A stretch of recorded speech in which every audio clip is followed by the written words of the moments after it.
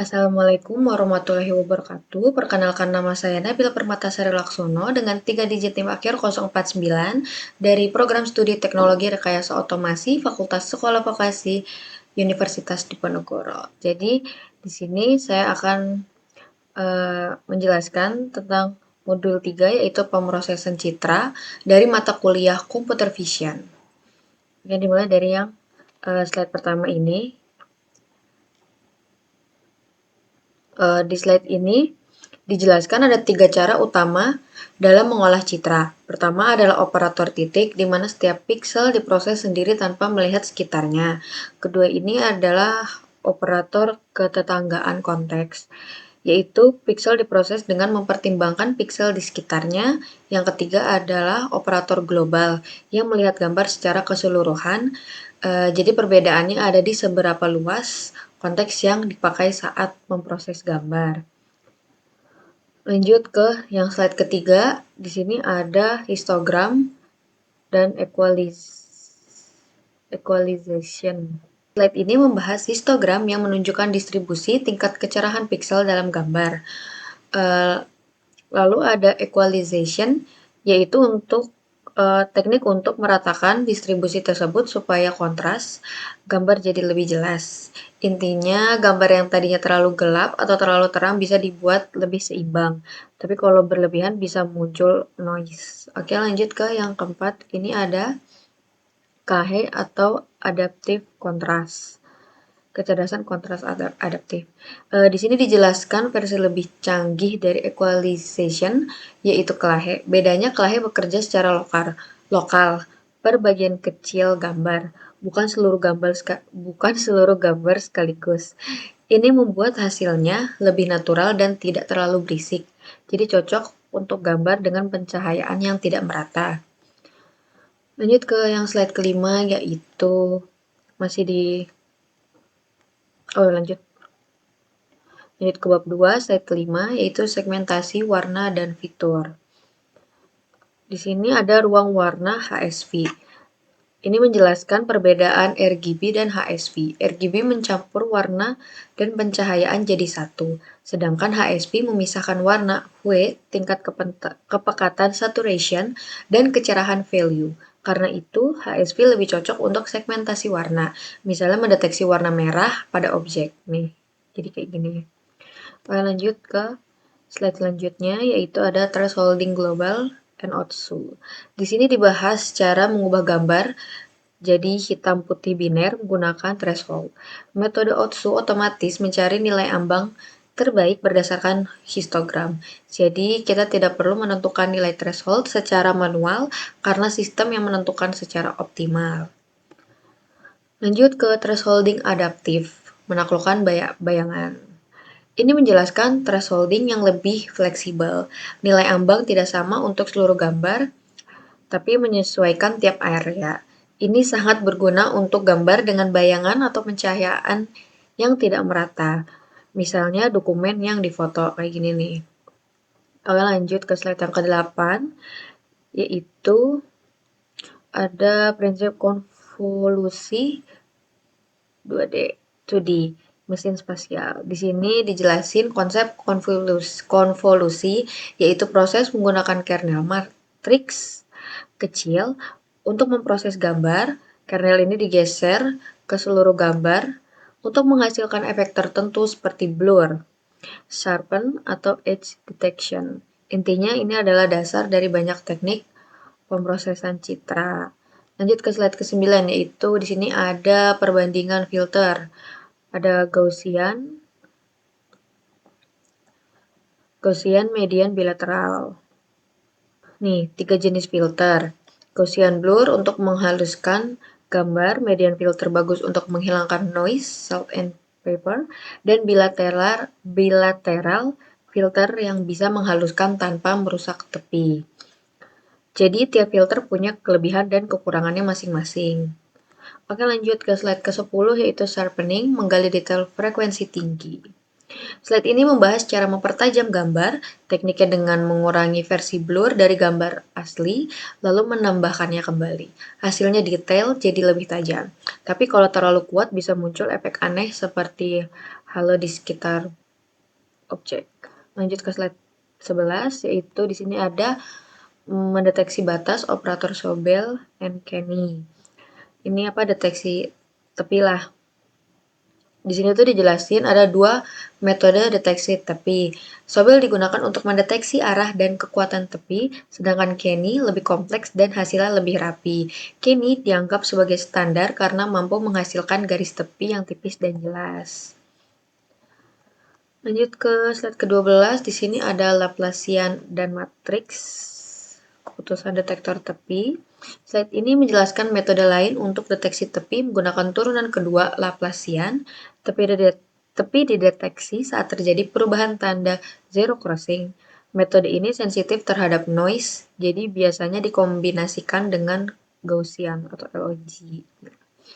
Slide ini ada operasi morfologi membedah topologi biner. Di sini membahas operasi seperti erosi dan dilasi. Erosi mengurangi objek, sedangkan dilasi memperbesar objek. Kombinasinya seperti opening dan closing, digunakan untuk membersihkan noise atau memperbaiki bentuk objek dalam gambar biner. Di sini ada ekstraksi fitur lanjutan top hat and black hat. Slide ini membahas teknik untuk mengekstrak detail kecil dari gambar. Top hat digunakan untuk mengambil objek terang kecil, sedangkan black hat untuk objek gelap kecil. Biasanya dipakai dalam analisis dokumen atau citra medis. Selanjutnya ada transformasi Fourier. Slide ini menjelaskan bahwa gambar bisa dilihat dalam domain frekuensi, bukan hanya pixel. Di domain ini kita bisa melihat pola seperti frekuensi rendah atau warna halus, dan frekuensi tinggi atau detail dan tepi. Ini penting untuk analisis lanjutan. Oke, selanjutnya ada pemotongan spektrum atau frekuensi filters. Slide ini membahas filter di domain frekuensi. Low pass filter menghaluskan gambar dengan menghilangkan detail tinggi, sedangkan high pass filter menonjolkan tepi dan detail. Ada juga filter seperti Gaussian dan Butterworth untuk hasil yang lebih halus tanpa artefak. Lanjut, ini ada memetakan batas geometri, deteksi kontur. Slide ini menjelaskan cara mengenali bentuk objek dengan mendeteksi garis batas menggunakan metode kontur. Selain itu, sistem memahami hubungan antara objek dan mengekstraksi fitur seperti luas, keliling, titik pusat, dan bounding box untuk menggambarkan objek secara matematis. Selanjutnya ada menginventarisasi data atau connected component. Slide ini tuh menjelaskan cara mengelompokkan dan menghitung objek dalam gambar. Setiap objek diberi label dan dianalisis berdasarkan posisi luas, titik pusat, nih kayak gini titik pusatnya, dengan aturan keterhubungan piksel 4 atau 8 arah. Oke, lanjut ke slide selanjutnya. Di sini ada segmentasi lanjut, watershed, dan distance transform. Ini menjelaskan metode untuk memisahkan objek yang saling menempel, kayak gini nempel. Distance transforms digunakan untuk menentukan pusat objek, lalu watershed membentuk batas sehingga objek bisa dipisah lebih akurat. Ini kayak ada garis-garis gini. Oke, ini slide akhir. Di sini ada arsitektur pipeline yang sukses. Pipeline system Slide ini merangkum alur proses mulai dari pre-processing, segmentasi, morfologi, hingga analisis. Tahapan ini memastikan gambar dapat diolah menjadi data objek yang jelas dan akurat. Oke, langsung saja kita lanjut ke 20 contoh yang ada di Visual Studio Code beserta satu project tugas. Di sini project dari modul 3. Kita mulai dari bagian download image dulu. Nah, ini begini, terus kita tarik ke atas dulu ini buat terminal ininya. Nah, ini tuh udah berhasil. Ini udah aku run tadi.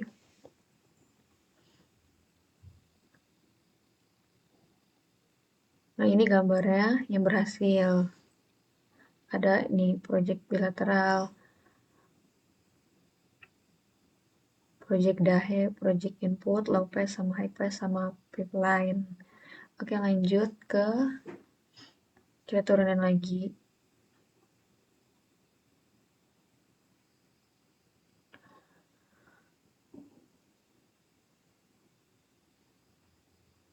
Habis itu lanjut ke yang pertama yaitu contour detection.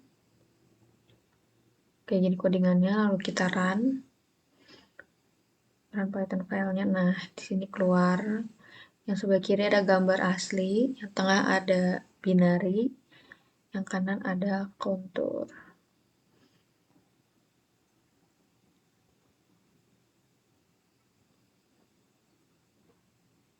Nah, ini di-cut aja lah ya. Kayak lama banget. Kayaknya ke distract deh kok ngobrol gitu.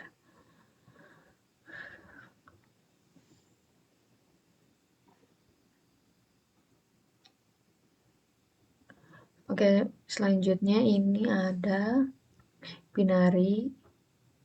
Ini satu kontur kayak gini. Bentuknya ini 3 kontur. RTR list, ini RTR com, RTR tree.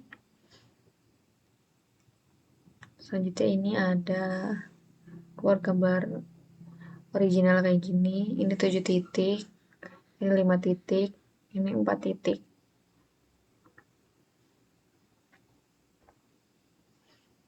Oke, ini masih ada lagi. Di kiri ini ada binarinya. Yang kanan ini properti konturnya.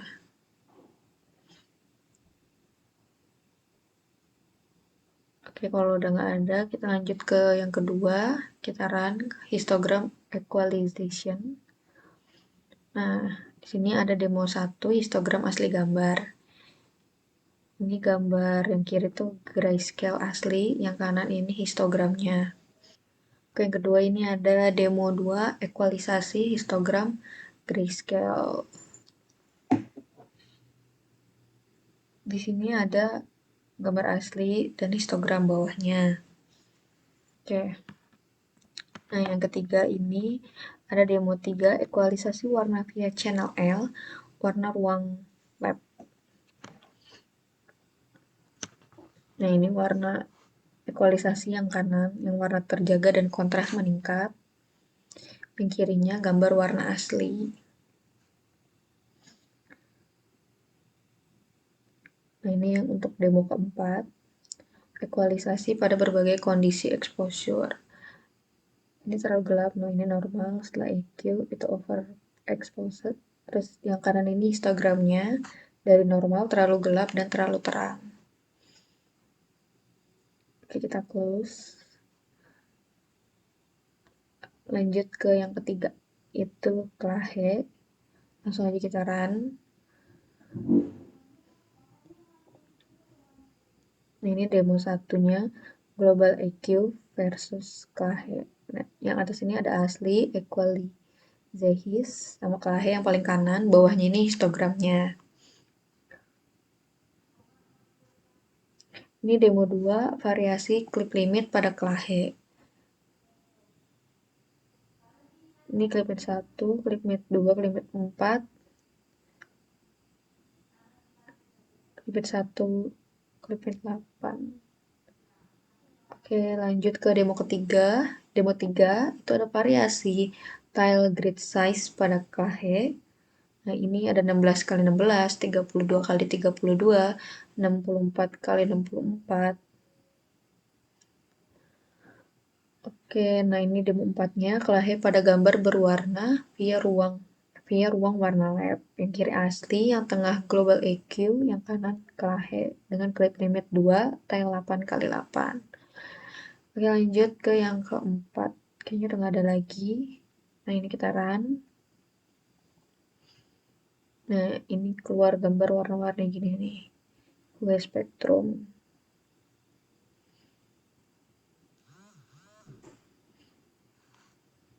Oke, lanjut ke segmentasi warna dengan CV2 in range di ruang HSP. Ini ada gambar asli, ada ruang HSP, ada mas merah, hasil merah, mas hijau hasil hijau, mas biru hasil biru. Oke, lanjut. Sini ada asli plus noise, ini mas raw sebelah kanannya, terus ini ada mas setelah morfologi dan hasil bersih. Lanjut, gambar asli dan yang kanan ini deteksi multiwarna 6 objek. Ada merah, hijau, biru, kuning, orange, dan ungu. Ini masuk ke percobaan keempat ya, color segmentation HSP. Lanjut ke yang kelima, thresholding global. Kita run. Nah, ini demo satunya ada manual threshold dengan berbagai nilai. Ada threshold 127, threshold 150, dan threshold 200. Threshold 100 juga. Oke, demo kedua ada berbagai jenis threshold. Ini yang nilai 127. Di sini ada thresh binary, binary env, thresh to zero, thresh trunk. Lanjut demo 3, Otsu threshold. Nilai otomatisnya 139. Yang kiri itu histogramnya, yang kanan threshold manual, yang tengah, dan yang paling kanan threshold Otsu 139.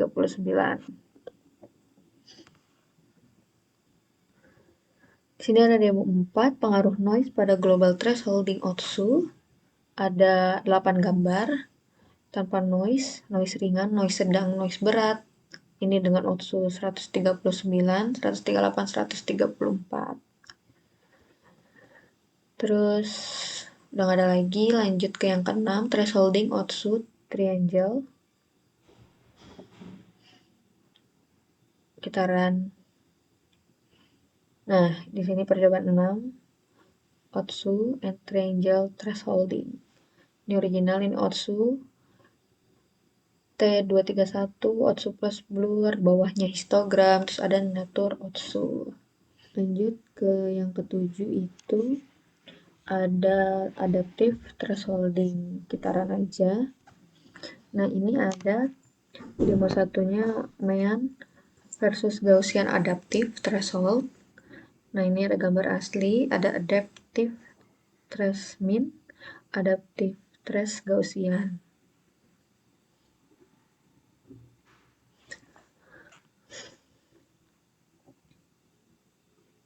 Oke, lanjut ke demo 2, ada variasi block size pada adaptive threshold. Nah, ini ada block size 31, block size 51, block size 10, 102 deh kayaknya itu. Burem. Demo 3 ada variasi konstanta C-5, terus ada C2 sama yang di tengah ini C sama dengan 0. Oke, lanjut ke demo keempat. Ini ada global versus adaptive threshold. Pencahayaan tidak merata. Oke, ini nih adaptive main blok 21 C5. Ini adaptif per region, terus ini hasil paling halus dan gagal di area campuran. Oke, kayaknya udah, lanjut ke yang ke-8, konvolusi dan filter 2D. Kita run aja. Nah, ini demo satunya keluar. Demo 1 konvolusi manual versus CV2 filter 2D. Ada yang asli grayscale, ada yang konvolusi manual 3x3 dan CV2 filter 2D. Lanjut ke demo 2, berbagai kernel standar. Sini ada asli, identi, box blur, serpent, emboss, dan edge detect. Lanjut ke demo ketiga, ada custom kernel dari nol, ada kernel horizontal, kernel diagonal, kernel Laplacian 5x5. Nah, yang di bawah ini hasil dari yang hasil kernel di atas. Nah, hasil horizontal begini, hasil diagonal, dan hasil Laplacian. Lanjut ke demo keempat, pengaruh ukuran kernel terhadap waktu dan hasil. Nah, ini ada di bawahnya waktu versus ukuran kernel. Lanjut ke yang percobaan ke-9, itu ada Gaussian blur.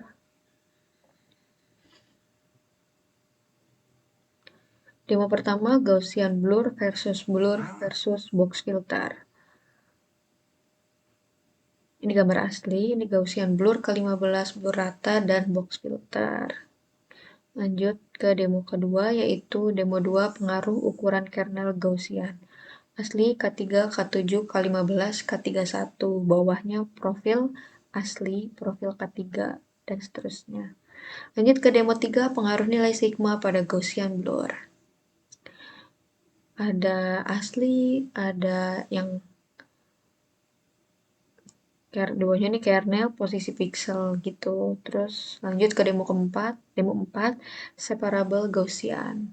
1D x 1D sama dengan 2D, kernel 2D heatmap, Gaussian blur ke-15, set filter 2D 15. Oke, lanjut ke yang ke-10, percobaan 10, median dan bilateral filter. Median blur pada paper noise, ini yang demo 1. Nah, yang asli ini ada paper 8%, median blur. Nah, ini demo 2, perbandingan ukuran kernel median blur. Ini ada noisy 10%, median K3, median K5, median K9, dan median K15. Oke, ini demo 3, bilateral filter, edge preserving. Ada noisy, bilateral. Beda-beda, ini ada yang 25, 75, dan 150. Lanjut ke demo 4, perbandingan Gaussian versus median versus bilateral. Nah, ini referensi aslinya yang atas. Nah, ini yang tengah noisy, Gaussian K9, median. Nah, hasilnya ada error Gaussian, error median, dan error bilateral. Lanjut ke sharpening. Di sharpening ini kita run, udah masuk ke percobaan 11.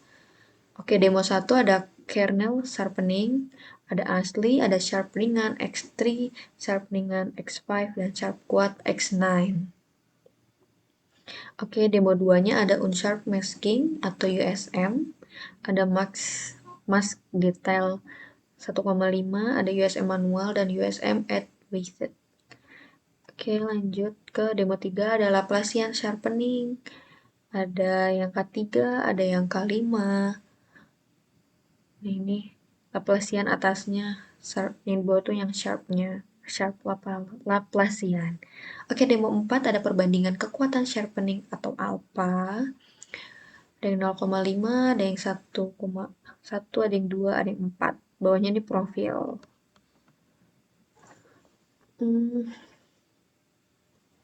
Lanjut ke percobaan ke-12, deteksi tepi sobel. Ada demo 1, sobel GX dan GY, ada asli, ada sobel GX tepi vertikal, sobel GY tepi horizontal. Lanjut demo 2, ada magnitude dan arah gradien sobel, ada yang gambar aslinya, ada yang gambar magnitudenya, heatmap, arah gradien, dan quiver, arah dan magnitudo. Lanjut, ada demo 3, yaitu ini nih, kayak gini. Sobel size 3, magnitude sobel K3.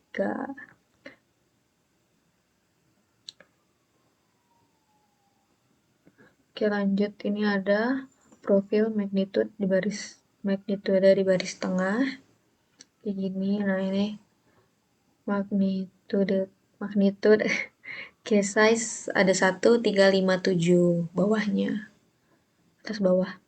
Lanjut aja ke 13, deteksi tepi Kenny.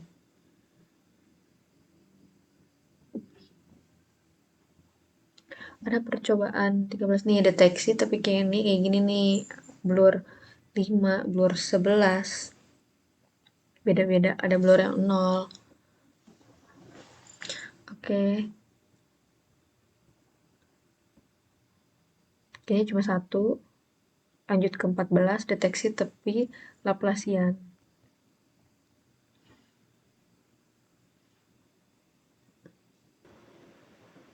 Oke, ini percobaan 15, morfologi erosi dilasi. Kita run. Nah, di sini demo satunya ada erosi dan dilasi dasar, kernel 3x3, ada citra asli biner. Nah, ini setelah erosi dan setelah dilasi yang paling kanan, setelah erosi yang di tengah. Oke, ini ada demo 2, berbagai bentuk kernel dan ukuran. Kolom ganjil sama dengan erosi, kolom genap sama dengan dilasi. Kolom ganjil tuh maksudnya kayak 1, 3, 5, kan banyak kotak.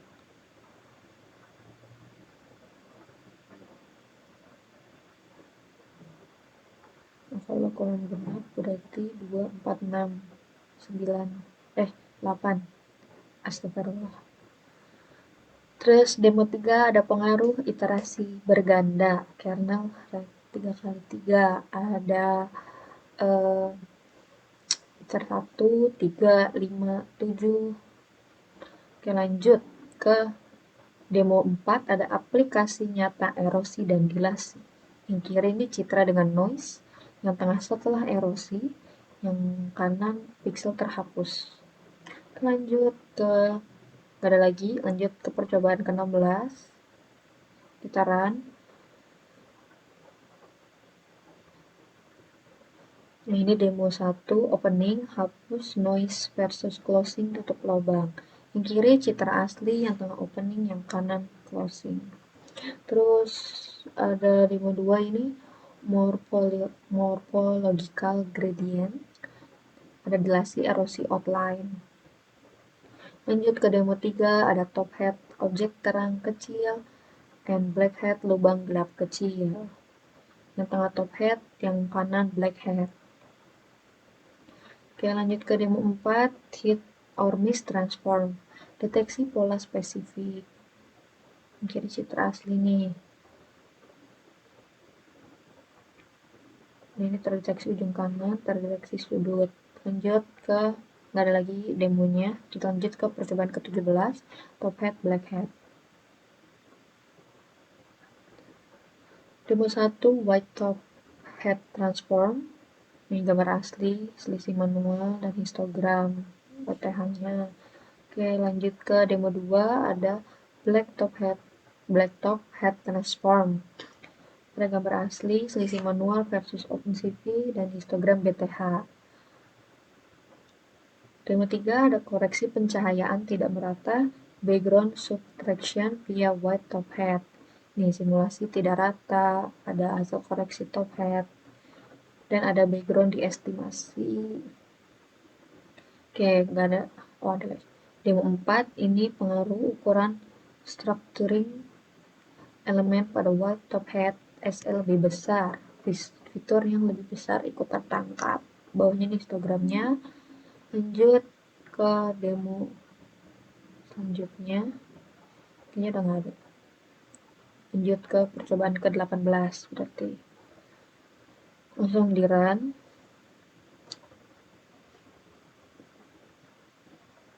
Nah, ini demo 1, magnitude spektrum dengan NUPI FFT. Jadi ada gambar asli, bawahnya P spektrum radian. Nah, ini kayak gini. Lanjut ke demo 2. Demo 2 ada filter frekuensi dalam domain Fourier circular mesh. Ini gambar asli, hasil lepas filter, ada mask pass. Lanjut demo 3, ada OpenCV CV2.dft versus 6P FFT, itu perbandingan magnitude spektrum dan rekonstruksi.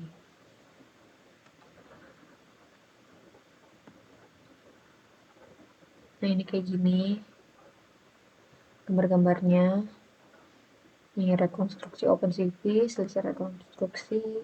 Lanjut ke demo 4, sinyal sinusoidal. sinyal sinusoidal sintetis, spike di magnitude spektrum. Kayak gini, setiap frekuensi sinus menghasilkan 2 spike atau simetris di spektrum. Lanjut ke percobaan 19, filter frekuensi.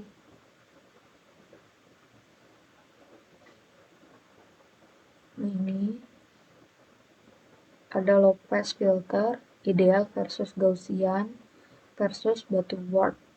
Di sini paling kiri itu originalnya, nah ada Gaussian, atas yang bawah Butterworth-nya. Terus lanjut, nggak ada lagi, ada demo 2-nya lah, ibaratnya ini high pass dan band pass filters. Kiri original, bawah band pass, atas Gaussian. Oke, nggak ada lagi, lanjut ke percobaan terakhir, yaitu percobaan yang 20, connected component. Di sini ada gambar asli, citra biner, dan labels 5 komponen. Ada persegi, ada oval, ada lingkaran. Oke, lanjut. Demo 2 ini ada citra biner dan bounding box plus centroid per komponen. Oke, yang ketiga ini ada asli noise 131 komponen dan heatmap area dan setelah filter area lebih dari 500. Diagonal, ini ada diagonal image 10 komponen dan 1 komponen itu sesuai warna. Ini ada citra biner dan rendered by area.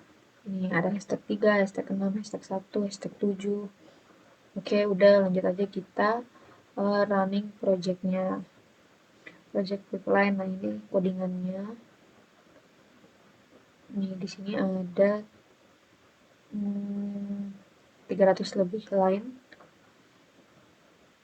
Kita run.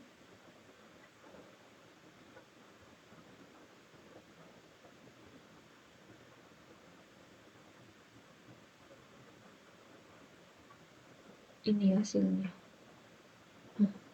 Kok ini? Nah gini, pokoknya hasil dari proyekannya tuh begini. Oke, udah sekian dari saya. Lebihnya mohon maaf jika ada kesalahan kata. Sampai berjumpa lagi di project modul 4 dan percobaan modul 4. Wassalamualaikum warahmatullahi wabarakatuh.